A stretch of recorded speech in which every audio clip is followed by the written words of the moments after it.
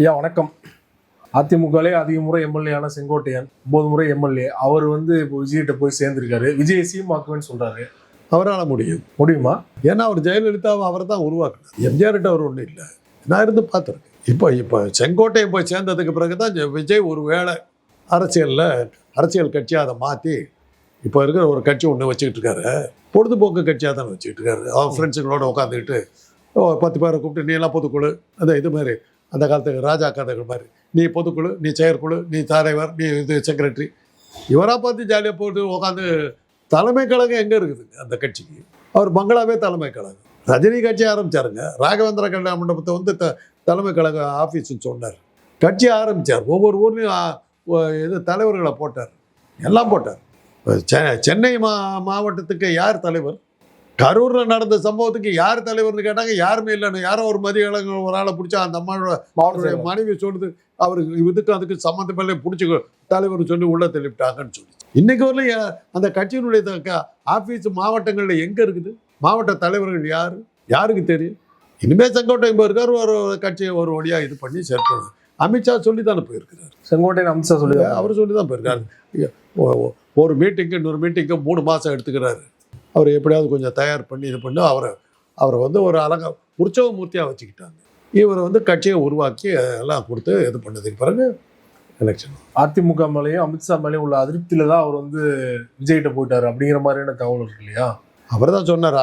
பண்ணாங்க அமித்ஷாவை போய் பார்த்துட்டு தானே தடவை சொன்னார். அமித்ஷா பார்த்தாரு, ஆனா கடைசி நேரத்துல கை விட்டுட்டாங்க பாஜக மேலிடம். இப்போ அமித்ஷா சொல்லி தான் போறாருன்னா எங்கள் மாதிரி ஆளுங்கெல்லாம் சொல்லும்போது அது மாதிரி கருத்துக்கு ஏதாவது உலகத்துக்கே தெரியும். அவர் அமித்ஷா சொல்லி தான் போனார். ரஜினிகாந்தை கொண்டு வர பார்த்தாங்க, ரஜினிகாந்த் ஓடி போயிட்டாரு, தப்பிச்சிட்டாரு. இவர் மாட்டிக்கிட்டாரு.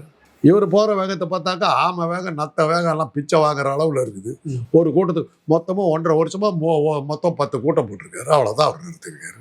ஒரு கூட்டத்துக்கு இன்னொரு கூட்டத்துக்கு மத்தியில் 3 மாதம் கேப்பு. அது ஒரு சின்ன அசம்பாவத்தை நடந்தோம்னா ஆள் போனவர் 1.5 மாதமாக வெளியில் தலையை காட்டல. அப்படிப்பட்டவர் வச்சுட்டு என்னத்தை பண்ணுறது? அவருக்கு ஒரு செல்வாக்கு இருக்குது, அவருக்கு ஒரு கூட்டம் வருதுங்கிறத பார்த்தார் அமித்ஷா. சரி, அதை கட்சியாக மாற்றுப்பா அப்படின்னு சொல்லி செங்கோட்டையன் அமைச்சிருக்காரு. அதை கட்சியாக இனிமேல் மாற்றுவாங்க.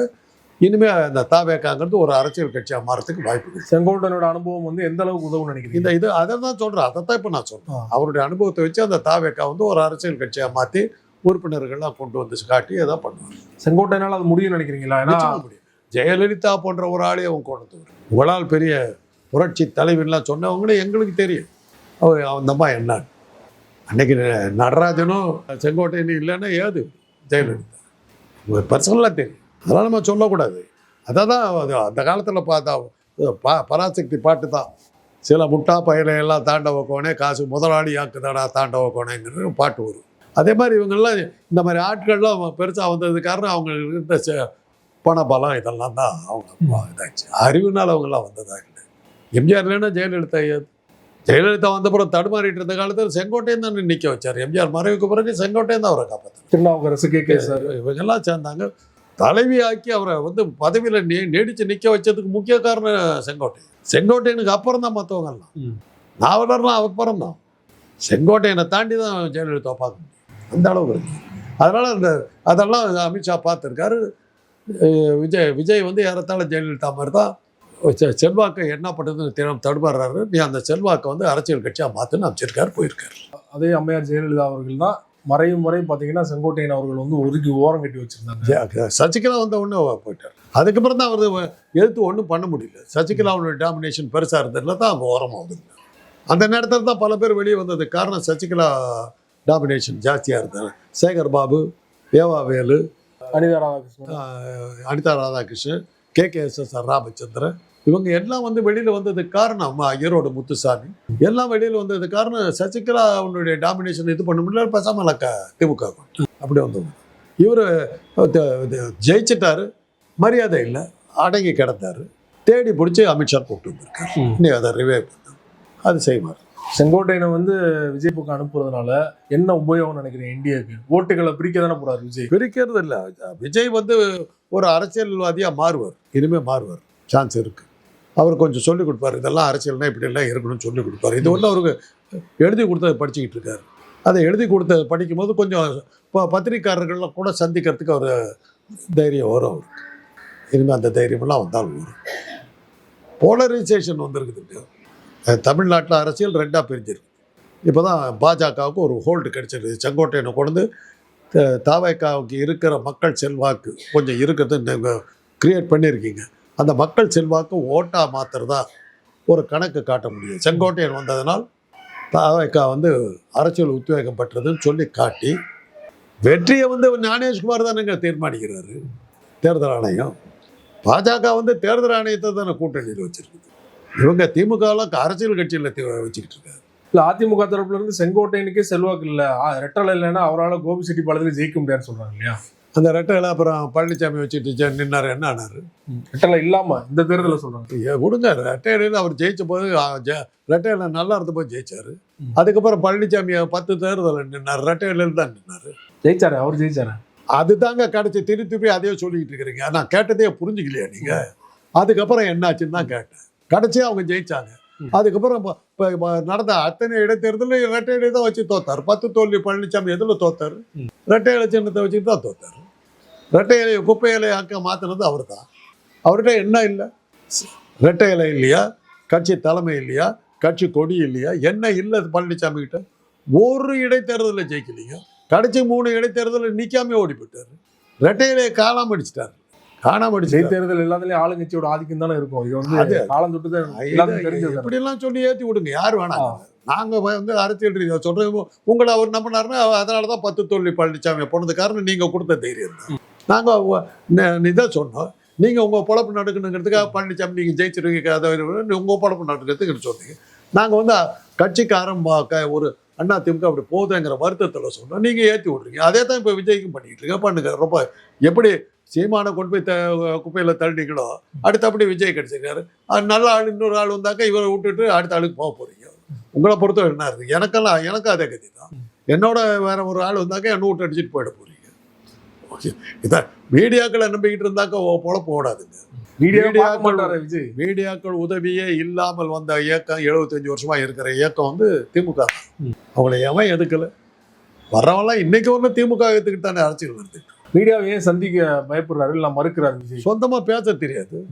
எழுதி கொடுத்தது தான் படிக்கணும். அதனால தான் 3 மாதம் ஆகும். அவருக்குன்னு வசனம் எழுதணும், சீனை கிரியேட் பண்ணணும், வசனம் எழுதணும், திரைக்கதை எழுதணும், எல்லாம் மானிட்டர் பார்க்கணும், மானிட்டர் பார்த்துட்டு ரிஹர்சல் பார்க்கணும். அதுக்கப்புறம் தான் அவர் மீட்டிங் வரணும். அதுக்கு 3 மாதம் ஆகும். அந்த மாடுலேஷன்லாம் சொல்லிக்கிறாங்க. அதெல்லாம் அவருக்கு சொல்லி கொடுக்குறாங்க. சினிமாவில் ஈடுபடுங்க. சினிமாவில் தான் கதாநாயகன் சொல்லுவான், குடும்பத்தை கைது பண்ணி வச்சிருப்பாங்க. அதை தான் சீமான் சொன்னார். சினிமா கிளைமாக்ஸ் சொல்றாரு. என்ன கதாநாயகன் சொல்ற என்ன வேண்டுமானாலும் செய்யறது, என் குடும்பத்தை விட்டு விடுமா. கரூர் இன்சிடென்ட் சொல்ற என்ன வேண்டுமானாலும் செய்யுங்க, மக்களை விட்டு விடுங்கன்னாரு. Cinema dialogue. சினிமாவுக்கு ஓகே. நடிகராக தான் இருக்காரு, அரசியல்வாதி மாறல. தெரியல, வேற ஒன்றும் தெரியாது. இவரால் இறக்கலைன்னாக்கா இவர் ஏங்க காம்பன்சேஷன் பணம் கொடுக்குறாரு? இதுதான் காரணம் இல்லையே. நானா காரணம்? உன்னால் கொல்லப்பட்ட மக்களுக்கு நீ தானே பணம் கொடுக்க வேண்டிய, என்ன ஏன் பழி சொல்லுகிறேன்? போராடி இருக்கணும்.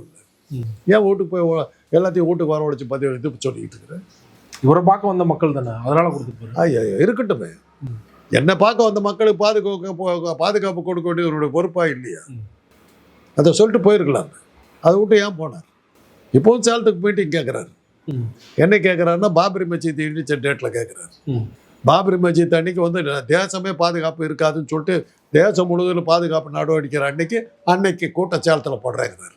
சேலத்து மக்களுக்கு சொல்லிட்டு வேண்டியதான், ஜாக்கிரதை, இந்த கூட்டத்துக்கு நீ காலி ஆகிடுவோம், அவ்வளோதான். பார்த்துக்கோ, பொண்ணுங்களையும் பொம்பளைங்களும், குறிப்பாக பொம்பளைங்களை ஜாக்கிரதையாக வீட்டில் வச்சிருக்கு. பாண்டிச்சேரியில் ரோட் ஷோ போகிறோம். பாண்டிச்சேரி மக்களுக்கு நம்ம சொல்லிட்டு வேண்டியதான், ஜாக்கிரதைப்பா, அவ்வளோதான். அவர் பாட்டுக்கு ஆனந்தமாக போயிடுவார். அப்புறம் நீ விஜய் பார்க்க போனதால் என் மனைவி இருந்தால் கூட நான் மகிழ்ச்சி அடைகிறேன் நீ ஸ்டேட்மெண்ட் கொடுத்துட்டு வேண்டியதான். எவ்வளோ ஜோக்ஸ் வந்துருச்சு. ஒரு ஜோக் ஒன்று போட்டிருந்தாங்க, 3 பிள்ளை வச்சுருக்க, நீ ஒருத்தர் இருக்கிற 4 பேர் அந்த கூட்டத்துக்கு போய் சேர்த்து இருந்தாக்கா எனக்கு 4 லட்சம் கிடச்சிருக்கும் இல்லை, 40 லட்சம் கிடச்சிருக்கும் இல்லை, கூட்டத்துக்கு போக முட்டு எல்லாமே லாஸ் ஆகிடுச்சு அடி அப்படின்னு புருஷன் திட்டுறான். கரூர் மக்கள் சொல்கிற பேச்சு இது. இப்படியெல்லாம் காமெடி வருது. விடுங்க, அவரை பற்றி பேசி நேரத்தை வின் பண்ணுவான். நிறைய ஒரு கேள்வி சார். இப்போது நிறைய தலைவர்கள் தொடர்ச்சியாக எடப்பாடி அவர்களால் ஓரம் கட்டுப்பட்டே வராங்க. அதிமுக பலவீனமாயிட்டே வருது. ஆனாலும் ஏன் எடப்பாடி வந்து விடாப்பிடியா இருக்காரு? ஏன் அவங்க எல்லாம் ஒருங்கிணைத்து போறதுல அவருக்கு என்ன சிக்கல்? அவரை சரி எந்த நிபந்தனை இல்லாம நான் வரேன் ஓபிஎஸ் அவரு ஒண்ணு என்ன பண்ணிட முடியும்? இப்ப செங்கோட்டையன் வந்து சொன்னீங்க, ஆ. செங்கோட்டையன் நான் வந்து ஹெல்ப் எல்லாம் பண்ண முடியாது, நான் வரமாட்டேன்னு சொன்னாக்க என்ன குற்றுவாகிற அமித்ஷா என்ன ஆவிங்க அடுத்த அப்படி? எங்க சசிகலா வந்து செங்கோட்டையனுக்கு ஆதரவு தெரிவித்து ஒரு ஸ்டேட்மெண்ட் கொடுத்தாங்க, உடனே சிபிஐ கேஸ் போட்டாங்க சசிகலா மீது வழக்குன்னு. மறுநாளே வருது. ஏன்னா அமித்ஷாவை வந்து பயந்து நிற்கிறது, தமிழ்நாட்டை பொறுத்தவரை பயந்து நிற்கிறது 2 பேர் தக்கிட்டு. ஒன்று செந்தில் பாலாஜி, இன்னொன்று வந்து சசிகலா. ஒரு வருஷம் செந்தில் பாலாஜி எடுத்து நின்றார். அவ்வளோ பெரிய சக்தி வாய்ந்த அமித்ஷாவால் செந்தில் பாலாஜி ஒன்றும் பண்ண முடியல, தண்ணி காட்டிட்டு போயிட்டார். கடைசியில் என்னாச்சு? உன்னால போயிடுச்சு. இந்த 41 பேர் சேர்த்து வந்து செந்தில் பாலாஜி தான் கொண்டேங்கிற மாதிரி அமித்ஷா பேச வேண்டியதாக போயிடுச்சு. இல்ல அமைச்சர் பதவி போயிடுச்சு இல்லையா செந்தில் பாலாஜி? அமைச்சர் பதவியினால அவர் இன்னைக்கு அவர் பேரை சொல்றீங்க. அமைச்சர் பதவியினால செந்தில் பாலாஜி யாருக்கும் தெரியல. செந்தில் பாலாஜி அமைச்சராகவும் இருந்தார். அப்புறம் ஏங்க அவர்கிட்ட கெஞ்சிருங்க, அமைச்சர் பதவி விட்டு கொடுத்துறோம், நான் விட்டுறேன்னு ஏன் நீங்க தான் காரணம் கொடுத்தீங்க? அமைச்சர் பதவிக்கு விடுதலை ஜாமீன் கொடுக்கறதுக்கு என்னங்க சம்பந்தம்? ஒரு வருஷம் நீ என்னென்ன ஆட்டம் போட்டேன், போடாத கேஸா? ஒரு ஜாமீன் கொடுக்க முடியாது. பைபாஸ் சர்ஜரி கூட பெர்மிஷன் கொடுக்க மாட்டேன் நின்று காட்டினார். பல லட்சம் பேரை கூட்டி காட்டுறாருங்க இந்த திருவிழாவில், திமுக ப்ரோக்ராமில். அடுத்த வாரம் பழனிசாமி கூட இதோட பெரிய கூட்டத்தை நடத்தினார், ஒன்றும் ஆகல. 70,000 பேர் தான் கூட்டினாங்க, 41 பேர் செத்து. நடத்துறதுக்கு அனுபவம் இல்லை. நடவண்டி தள்ளிக்கிட்டு இருக்கிற குழந்தைகிட்ட அரசியல் கொடுத்தா இப்படித்தான் ஆகும்.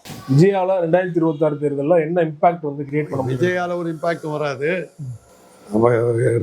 ரெண்டு அணியாக பிரிஞ்சிருக்குது. தேர்தல் ஆணையம்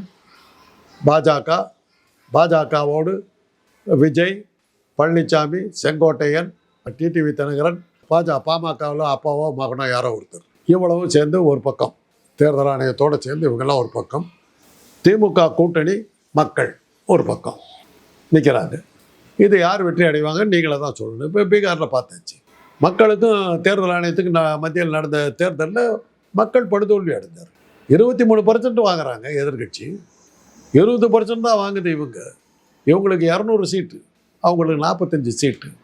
தேர்தல் ஆணையம் தான் பதில் சொல்லணும். நீங்கள் ஏதாவது சப்பை காட்டி விட்டுருந்தா நீங்கள் காப்பாற்ற பாருங்க, அவ்வளோதான். ரொம்ப நன்றி சார், உங்கள் நேரத்துக்கு பல்வேறு தகவல் எங்களோட பகிர்ந்து வந்தீங்க. மிக்க நன்றி.